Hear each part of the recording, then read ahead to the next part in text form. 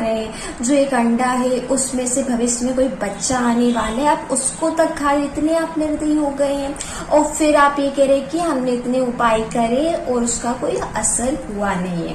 जब आप ऐसे उपाय में करने के बाद आप ये सब कुछ भी कर रहे हैं साथ में, मतलब आप शुभ कर्म कर रहे हैं साथ में आप पाप भी कर रहे हैं, तो आप शुभ और पाप को आप जब जोड़ेंगे क्या होगा? जब प्लस और माइनस होता है और उसको इक्वल किया जाता है तब क्या आता है? माइनस आता है ना रिजल्ट। तो ऐसे ही है, जब आप पाप कर रहे हैं पुण्य कर रहे हैं तो आपका जो पाप है ना वो पुण्य से खत्म हो रहा है।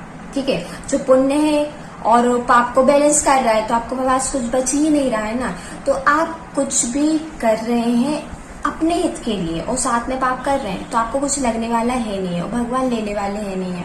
तो आप नॉर्मली इतनी सारी दुनिया में खाने पीने की चीजें हैं, फल है, फ्रूट है, सब्जियां कितनी सारी हैं, आप उनको खाए ना। आप जीव जंतुओं को जो जीवित है उनको क्यों खा रहे हैं? ये अंडे वगैरह को भी आप क्यों खा रहे हैं?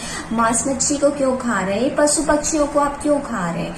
आप इनको जीने देना। अब जब आप दूसरे का सुख छीनते हैं ना तो भगवान कहीं ना कहीं आपसे मुंह फेर लेते हैं। और यदि आपकी भगवान सुन भी रहे ना तो आपके इस जन्म के पुण्य नहीं है, आपके किसी जन्म के कोई पुण्य रहे हैं ऐसे, इसलिए आपकी सुन रहे, अदरवाइज तो आपकी बिल्कुल भी नहीं सुनते।